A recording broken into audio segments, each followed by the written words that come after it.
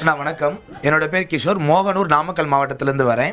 என்னோட கேள்வி என்ன அப்படின்னா, ஆந்திராவில் தமிழர்கள் சுட்டு கொல்லப்பட்ட போது ஒரு நிமிஷம் இல்லைங்க. பிரபாகரன் ஐயா அவர்கள் வந்து கொல்லப்படும் பொழுது திமுக இங்க வந்து எல்லாத்தையும் கடுமையா வந்து கேக்குற கேள்விக்கு திமுக கூட உங்களுடைய இல்ல ஒபினியன் உங்களுடைய அந்த குற்ற உணர்வு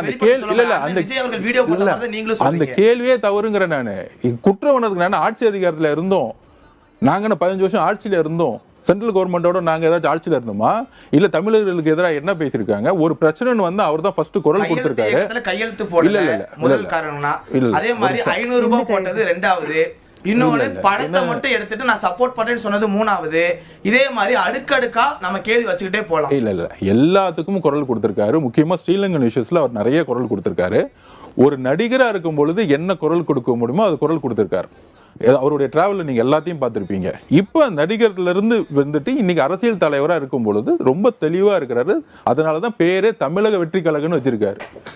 இப்படி இல்லாம அப்படி இல்லாம 2 பேர் வைக்கல. அவரு பேரே தமிழக வெற்றி கழகம் இல்ல. அது உங்களுடைய கண்ணோட்டம். எங்களுடைய கொள்கை, எங்களுக்கான ஒரு குறிக்கோள் இருக்கு. தமிழ்நாட்டை நம்பர் 1 இந்தியாவில் எப்படி கொண்டு வரணும்னு இருக்கு. தமிழ்நாட்டை எப்படி சிங்கப்பூரோட வந்து கம்பேரிசன் பண்ணணும்னு இருக்கு. இங்கே எந்த அளவுக்கு பாலிசியை வந்து மாற்றணும்னு எங்களுக்கு நிறைய விஷயங்கள் இருக்கு. அதனால வந்து நீங்க நினைக்கிற மாதிரி எல்லாத்தையும் மாத்தி சேர்த்துட்டோம், இப்படி சேர்த்துட்டோம் அப்படிங்கிற திமுக சொல்ற விமர்சனங்களுக்கெல்லாம் நாங்க வந்து பதில் சொல்ல முடியாது. கடைசி ஒரே ஒரு கேள்வி. நீங்க சொன்னீங்க யங்ஸ்டர்ஸ் அதிகமாக வராங்கன்னு சொல்றீங்க. அந்த ஜென்சி, அந்த யங்ஸ்டர்ஸ் வந்து நாங்க கேட்கக்கூடிய மாற்றம் என்னன்னா, வாக்கு மாற்றம் அல்ல, ஆட்சி அதிகார மாற்றம் அல்ல. நாங்க கேட்கறது அடிப்படை அமைப்பு அரசியல் மாற்றம். அதற்கான அடிப்படை அமைப்பு அரசியல் மாற்றம் நீங்களும் சொல்றீங்க, இன்னொரு கட்சியும் சொல்றாங்க. ஆனா உங்களை ஒப்பிடும்போது அவர்கள் தெளிவாக இருக்கிறார்கள். அந்த கட்சியில் உள்ள இளைஞர்களாக இருக்கட்டும், இளைஞர்களாக இருக்கட்டும், மழலையராக கூட இருக்கட்டும், தெளிவா இருக்கிறாங்க உங்களை கம்பேர் பண்ணும்போது. அப்போ எங்களுடைய வாக்கு அவங்களுக்கு நாங்க தாராளமா செலுத்தி அவங்களை வலிமை பெற வைக்கலாம்.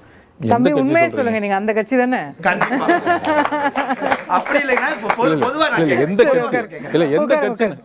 கட்சின்னு ஓபன் பண்ணுங்க. இல்ல நான் கேக்குறேன், ஏன்னா நீங்க அந்த கட்சினா இருக்காங்க நீங்க சொல்றீங்க. அந்த கட்சினா எந்த கட்சி? அந்த கட்சினா அப்படி ஒரு பேர் தெரியல எனக்கு. எந்த கட்சி? நாம் தமிழர் கட்சி. அப்படி சொல்லுங்க. நாம் தமிழர் கட்சி அப்படி சொல்லுங்க. இல்ல நான் கேக்குறேன், ஏன்னா நான் ஒரு யங்ஸ்டர்ஸ், நான் வந்து இப்போ எனக்கு ஆப்ஷன் வந்து 2 இருக்கு. எனக்கு வந்து திராவிட கட்சிகள், திராவிட கட்சிகள் வேண்டாம். எனக்கு வந்து புதுசா வேணும். அப்போ அவர்கள் என்ன பேசுறாங்க நாங்க எடுத்துக்கிறோம், நீங்க என்ன பேசுறீங்க நாங்க உங்களை எடுத்துக்கிறோம். இப்படி 2 பேரும் எடுத்து நாங்க ஆய்வு பண்ணும்போது தெளிவா யார் இருக்கா, எந்த இதுல கரெக்டா ஓகே இவங்க ஸ்டஃபா இருக்காங்க அப்படின்னு நாங்க பார்க்கும்போது நாம் தமிழர் இருக்காங்க உங்களை கம்பேர் பண்ணும்போது